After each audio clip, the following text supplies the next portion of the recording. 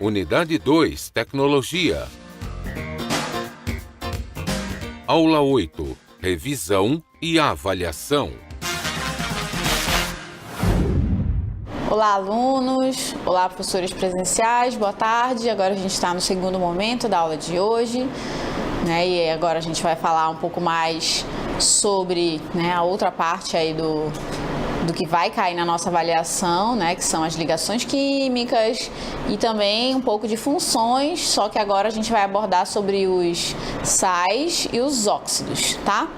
Nós vamos começar falando das ligações, fiquem atentos, tá bom? Prestem atenção, caso as dúvidas comecem a surgir, anota no caderno, né?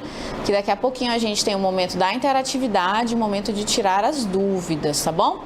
Vamos começar falando aí das ligações e eu começo mostrando para vocês, né, os esquemas de como ocorrem as ligações químicas, tá? Então aí a gente tem uma representação do que seria um átomo, né? Como que esse átomo se apresenta. E agora a gente vai falar um pouco mais das ligações propriamente ditas, né? E aí eu começo mostrando para vocês a ligação que ocorre entre o sódio e o cloro. E aí eu pergunto de vocês, que ligação é essa? Né? Mesmo só de olhar aí os átomos, né? Os elétrons girando ao redor desses átomos, o sódio da família 1 e o cloro da família 7. O que a gente pode concluir sobre isso? Que aí, né, vai ocorrer que tipo de ligação? Vocês lembram? Ligação iônica, né? Que é aquela que ocorre com a formação dos íons. Olha aí, né? Esses átomos se aproximam e o átomo de sódio, que é o Na, doa um elétron para o átomo de cloro, que no caso aqui é representado pelo Cl. O Na, como perdeu esse elétron, ele fica positivo, né? E o cloro, como recebeu esse elétron, ele fica negativo. Então, como vocês podem visualizar aqui na animação, a bolinha verde, tá? Que está no átomo de cloro, é justamente o elétron que foi doado pelo sódio, tá, gente? Então, aquele elétron ali, representado pela bolinha verde, era do sódio, né? E agora quem, né, tem ele aí na sua última camada é o cloro, tá? Então, na ligação iônica, nós temos aí essa relação de doação, tá? E quais são os elementos que fazem ligação iônica? Só pra gente lembrar, são os elementos, são os metais que se combinam com semimetais ou ametais, tá? Bom, a gente vai avançar, agora eu vou mostrar um outro exemplo, que é do alumínio com o flúor, tá? Também é uma ligação iônica, porque o alumínio é um metal, né? E o flúor é um não metal, é um ametal. E aí, se vocês observarem, o alumínio perdeu 3 elétrons, enquanto cada átomo de flúor ganhou um elétron durante essa ligação. Vocês estão vendo a bolinha verde, né, sendo representada na última camada dos átomos de flúor, tá? Cada uma delas veio do alumínio. Então aí nós temos a representação também de uma ligação iônica. Toda vez que tiver essa relação de doação, a ligação é iônica. Mais um exemplo aqui para vocês observarem, é o exemplo da ligação que ocorre entre os átomos de oxigênio. Olha aí, né? Eles se aproximam e compartilham o par eletrônico, tá?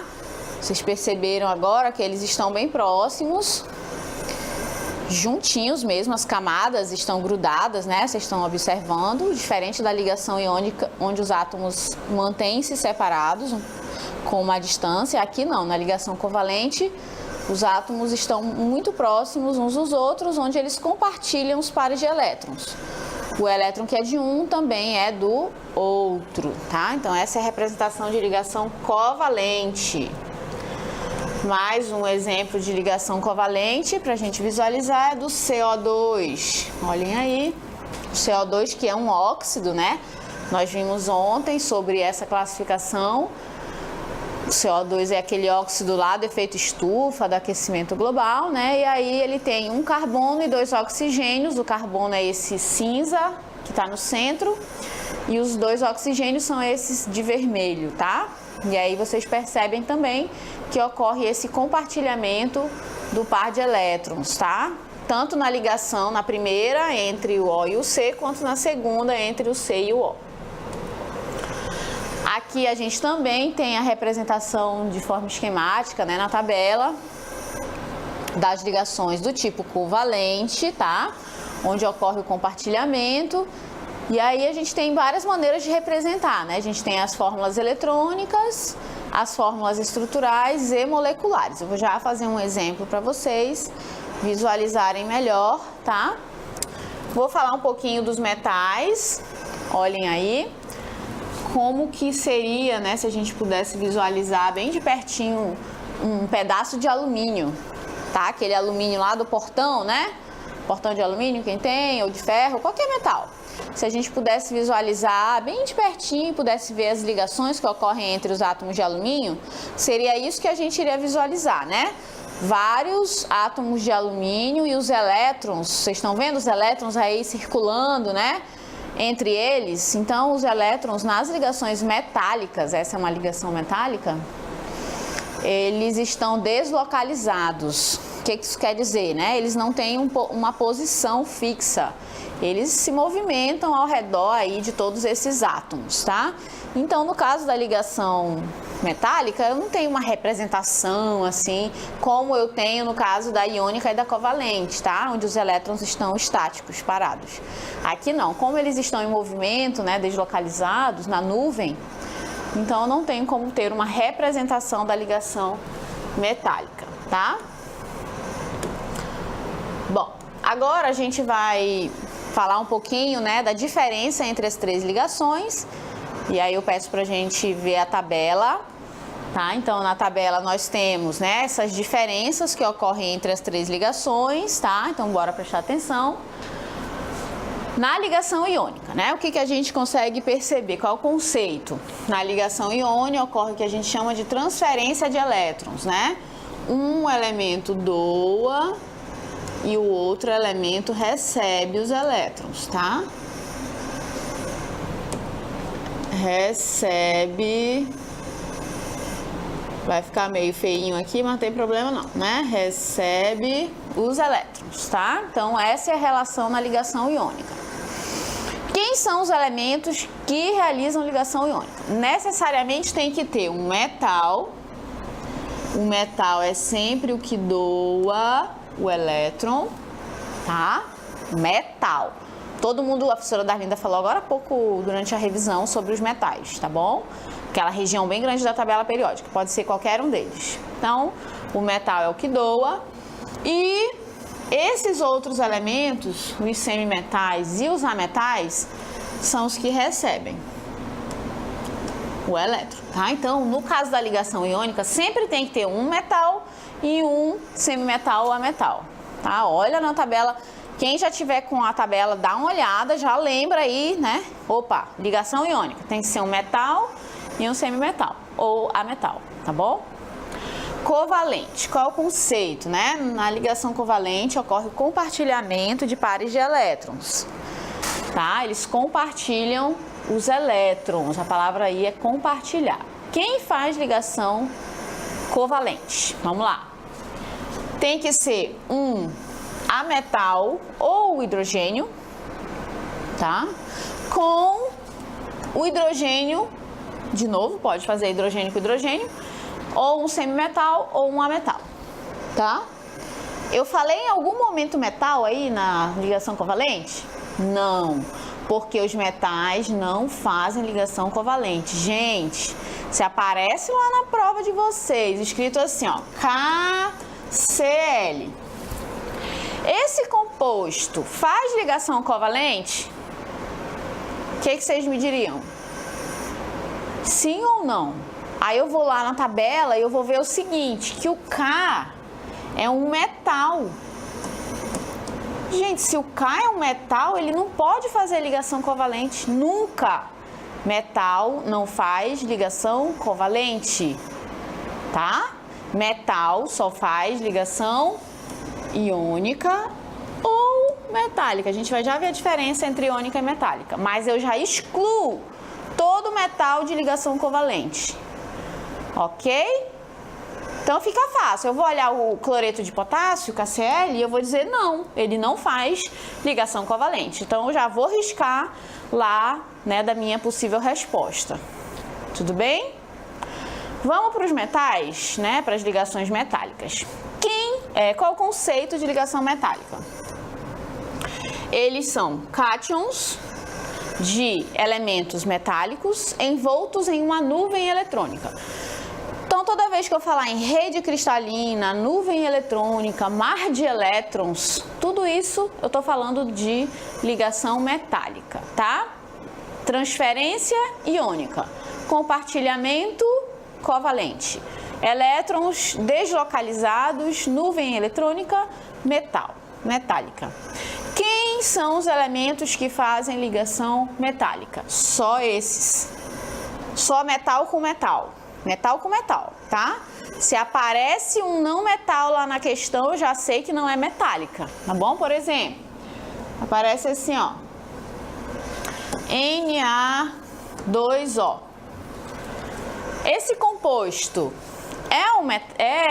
faz ligação metálica? Aí eu vou lá na minha tabela, eu tô super em dúvida, né? Então eu vou lá na tabela. Eu já sei que na ligação metálica, só quem faz ligação metálica é metal com metal. Aí eu vou olhar e eu vou ver que o oxigênio é um não metal. Não é verdade? Vocês que já estão com a tabelinha aí bonitinha, ele é um ametal, não metal. Então, eu já excluo esse composto de ser um metal, né? Ele não é formado por ligações metálicas, tá bom? É assim que a gente começa a entender e compreender como se dão as ligações, hein? Tudo bem? Vamos avançar um pouquinho? Agora a gente vai continuar falando das ligações iônicas.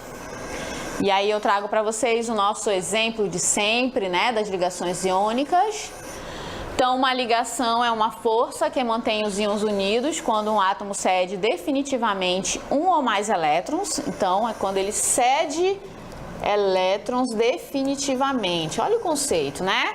E aqui eu trago como exemplo o NaCl, cloreto de sódio, um dos componentes do sal de cozinha, tá? Ligação iônica. Por que ela é iônica? Eu vou repetir. Porque aqui, isso aqui, o sódio é um metal, tá lá na tabela de vocês. E o cloro, gente, é um não metal. Olha aí. Metal com não metal dá ligação iônica. Olha que fácil identificar se é iônica ou covalente ou metálica, tá bom? Vamos falar da covalente, olha só, eu trago como exemplo da ligação covalente à água. A ligação covalente ocorre pela união entre átomos estabelecida em pares de elétrons, né? O que a gente chama de compartilhamento. Aí eu trago para vocês a água, né? Que tem fórmula H2O. E aí vamos lá lembrar de novo, né? Como que eu tenho certeza que essa ligação é covalente? De onde vem essa certeza? A certeza vem da onde? Que o hidrogênio, né, só faz ligação covalente, tá? E o oxigênio é um ametal, um não metal. Opa. Ele é um ametal. Deixa eu escrever assim. Ametal. Ok? Então, aí nós temos o hidrogênio, né, que ele não faz parte lá dos metais, mesmo estando lá na família 1 da tabela, né, a gente já falou bastante sobre isso, que o hidrogênio é um elemento à parte, ele não se enquadra, não se encaixa nessas ligações, não faz parte dos metais, então não é um metal, então ele faz ligação covalente. Já o oxigênio, ele é um ametal, então o hidrogênio mais um ametal só pode fazer ligação covalente, também fácil de identificar. E a última ligação, que é a metálica, né? Como é que ocorre? Força causada por uma nuvem ou mar de elétrons. E esses elétrons estão livres, deslocalizados, né? Que mantêm unidos átomos de um mesmo metal. Olha aí. Então, aqui eu trago a barra de ouro, né? E aí, no caso, representado pelo átomo de ouro. Então, gente, essa barra aí que a gente está vendo, que é uma barra de 24 quilates, 99,9999% de ouro, né? Só ouro. Então, ela é uma barra que só tem esse metal. Então, são vários metais, vários átomos de ouro, que nem aquela imagem que a gente viu agora há pouco, aquela animação. Só que ao invés de ser o alumínio, são vários átomos de ouro, um pertinho do outro, e os elétrons ali girando, né, livres na nuvem, né, no mar de elétrons, tá? Então, aqui só tem metal, só tem um elemento, que são os metais.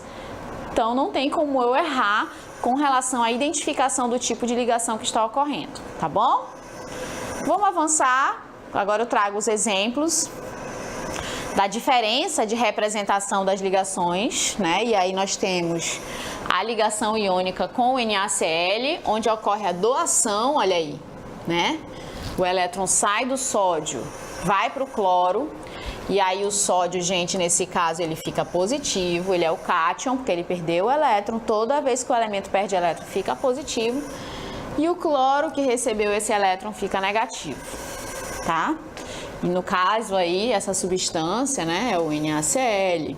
Vou colocar outros exemplos de ligação iônica. Ki. Nós temos também o Na com o iodo. O Na com o NO3 também é uma ligação iônica. Então, toda vez que tiver um metal em uma região não metálica, iônica. Metal, não metal. Metal, não metal. Metal, não metal. Só o Na e o Ki, não, gente, estou dando exemplo só deles aqui, mas poderia ser qualquer metal da tabela periódica, tá?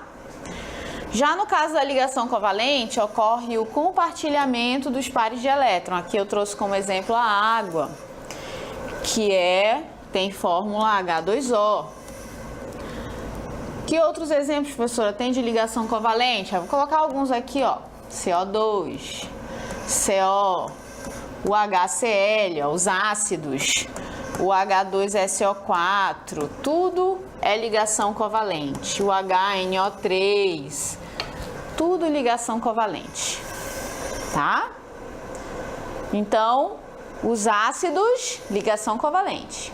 As bases, ligação iônica, porque tem sempre um metal, tá?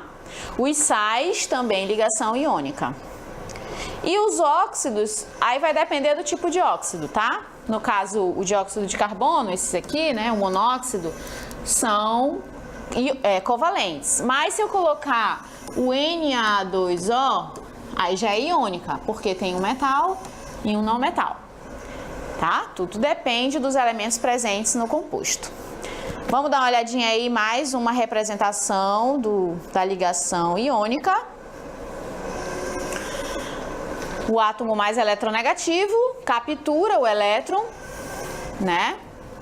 E aí a gente tem essa atração eletromagnética entre o positivo e o negativo. Aqui é a representação do que seria a ligação iônica. Lembrando que, olha, eles permanecem afastados, porque um capturou o elétron do outro. Essa é iônica. E na covalente, mostrem aí, mostra o exemplo da covalente. Olha só, eles estão compartilhando, né?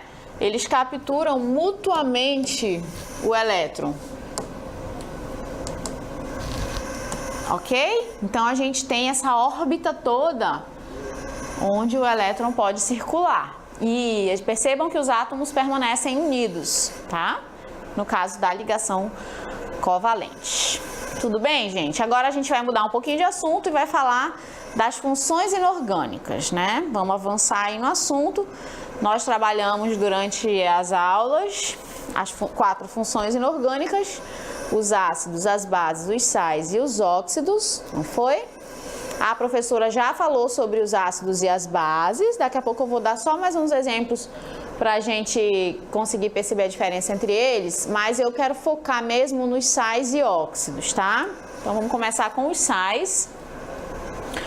O conceito de sal é o seguinte, né? Sal é toda substância que não tem nem o hidrogênio que veio do ácido, nem a hidroxila que veio da base, tá? Porque os sais, eles são substâncias provenientes de uma reação de neutralização. Pode avançar.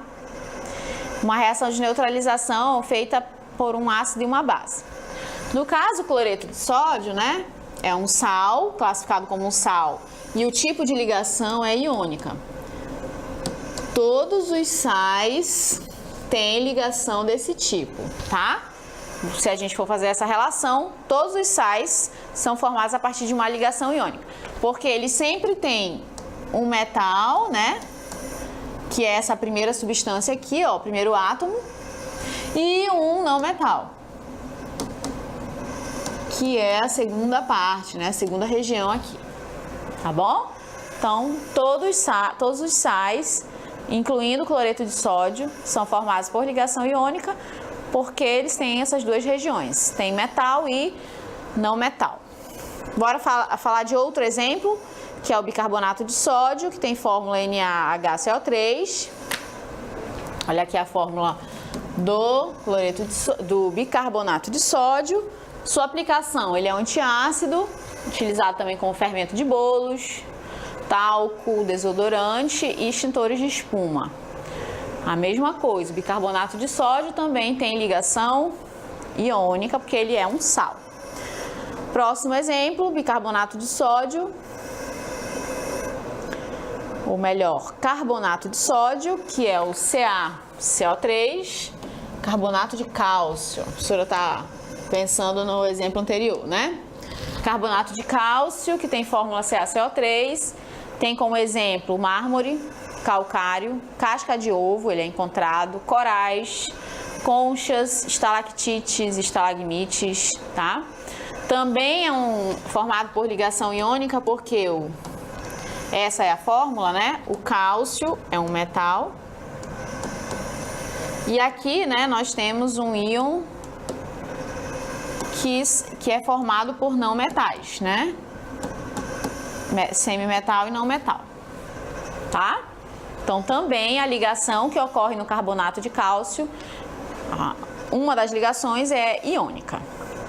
Próximo exemplo que eu trago para vocês é o sulfato de cálcio,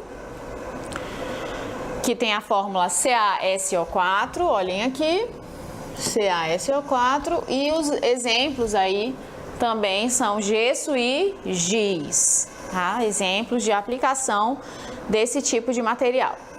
Agora a gente vai falar dos óxidos. Os óxidos são substâncias que o conceito geral, né, seria o seguinte, vou colocar aqui no cantinho. Óxidos são binários. O que é ser binário, professora? Binário é aquele composto que só tem dois átomos, tá? Formado de dois elementos, sendo que necessariamente um desses elementos é o oxigênio. O outro elemento pode ser qualquer um. Vou colocar um X aqui. X é um elemento e sempre tem que estar esse X, que pode ser qualquer elemento, com o oxigênio. Se nós temos essa estrutura, nós temos um óxido, tá bom? Resultante da combustão incompleta de combustíveis, no caso aqui eu estou falando do monóxido de carbono, tá? Esse daqui é o monóxido de carbono. O monóxido de carbono, ele é resultante da combustão incompleta de combustíveis fósseis, como aqueles derivados do petróleo, gasolina, diesel e tudo mais. O monóxido de carbono, ele é muito perigoso, é um poluente atmosférico muito perigoso que pode causar a morte se for asfixiado, tá? Claro que em grande quantidade. Continuando a falar dos óxidos, agora eu trago para vocês o dióxido de carbono, que é o CO2, né, que a gente já vem falando desde a aula passada. O nome dele, né, é dióxido de carbono. Esqueci de falar na cartela anterior, mas tanto o CO2 quanto o CO são formados por ligação covalente, hein? Não vamos esquecer. Esse aqui também, covalente. Por quê, professora? Porque os dois átomos que formam esse óxido, tanto o C quanto o O, são não metais, né? E quando a gente tem a combinação de dois não metais, ou ametais, né? Nós temos a ligação que ocorre é covalente. Porque não tem aquele elemento que vai doar, né? No caso, na ligação iônica, a gente identifica a ligação iônica justamente por causa do metal, que é o elemento que doa o elétron, e o não metal recebe. A covalente não, a gente sempre vai ter elementos que vão receber, né? Não tem nenhum que doe. Por isso que não ocorre a doação de elétrons, ocorre o compartilhamento, tá bom? Vamos falar aí do CO2, olha, ele é necessário em pequenas concentrações, pode voltar um pouquinho. O gás carbônico é o principal responsável pelo efeito estufa, tá? Então, se cair lá na nossa avaliação sobre efeito estufa, aquecimento global, já sabe que é o CO2. Pela acidez da chuva ácida e é chamado de gelo seco, né? Tem até algumas geladeiras que produzem gelo seco. Na verdade, gelo seco não é água, é CO2, tá bom? É o dióxido de carbono. E para a gente finalizar aí sobre os óxidos, nós temos o dióxido e o trióxido de enxofre, que é o SO2 e o SO3. Olha aí, tá? Ele na gasolina e principalmente no óleo diesel existe compostos de enxofre. O que acontece, né? Quando a gasolina ela tá lá no processo de retirada dos seus derivados, né? Lá no fracionamento, às vezes o petróleo ele não é tão puro, então ele tem contaminantes como o enxofre e o nitrogênio, são os principais contaminantes. E às vezes passa um pouquinho de enxofre para a nossa gasolina, para o nosso diesel, né? E aí quando esse material ele é queimado, essas substâncias são liberadas na atmosfera, olha só, SO2 e SO3, é o dióxido de enxofre e o trióxido de enxofre. O que acontece, né? Quando a gente tem altas concentrações desses poluentes na atmosfera, causa o que a gente chama de chuva ácida. A chuva, ela já é levemente ácida, ela já é normalmente, melhor dizendo, ácida, né? Ela já tem um pH de 6, 6,5, água da chuva normal, ok? Só que quando a gente está em locais muito poluídos, principalmente em locais onde tem muita indústria, né? Tem muitas indústrias que emitem muitos gases poluentes, ou então tem muitos veículos, né? Liberando esses gases poluentes, principalmente os derivados do petróleo. Aí a gente tem uma alta concentração desses gases na atmosfera e eles reagem com a água. Pode voltar um pouquinho a imagem só para eu mostrar para os alunos. A reação do dióxido e do trióxido com a água, ela vai produzir que substância que vocês estão vendo ali no cantinho? O H2SO3, que é o ácido sulfídrico, e o H2SO4, que é o ácido sulfúrico, tá? Então, quando esses dois óxidos reagem com a água da chuva mesmo, eles acabam liberando, ou melhor dizendo, produzindo dois ácidos fortes. E aí a tendência do pH da água fique menor, né? Essa chuva fique mais ácida, dificultando a questão do solo. O solo vai ficar mais ácido, vai ser mais ruim de plantar. Em alguns locais, né, dependendo da acidez dessa água, a vegetação acaba sendo prejudicada, tá? Então, é um prejuízo bem grande para o local onde essa chuva vai cair.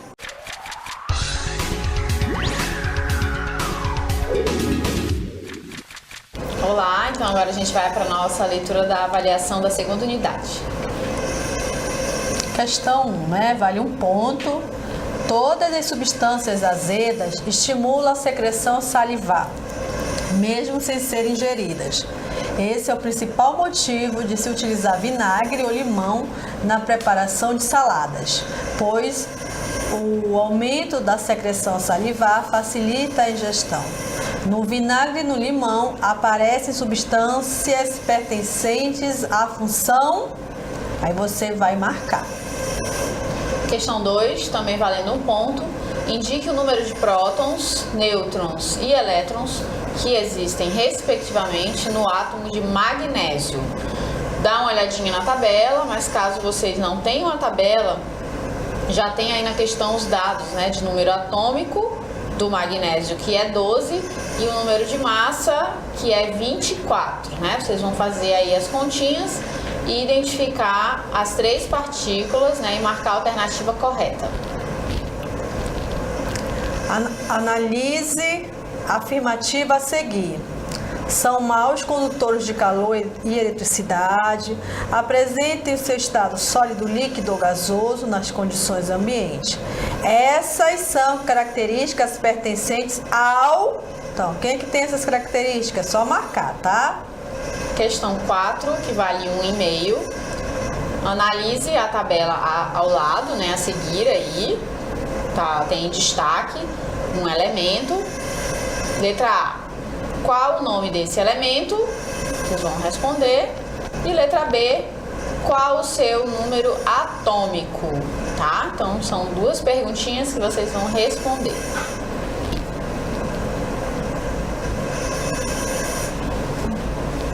Questão 5, vale 1 ponto. Faça a associação correta entre as colunas abaixo, né? Então, nós temos aí várias substâncias que são ácidas, que são bases, que são sais e que são óxidos. Aí vocês vão ter que associar, né? Onde estão os ácidos, onde estão as bases, tá bom? Prestando bastante atenção. Questão 6, que vale 1 ponto. Qual dos compostos abaixo dos compostos abaixo, qual não realiza ligação iônica, tá? Dentre todos esses aí, apenas um não realiza ligação iônica e é isso que vocês vão marcar. Questão 7, vale 1 ponto. Qual das alternativas a seguir apresenta substâncias formadas somente por meio de ligações covalentes? Só tem uma questão, tá? Para marcar. Uma questão para marcar. Então, gente, boa sorte e até segunda-feira. Tchau, gente. Boa prova e até segunda.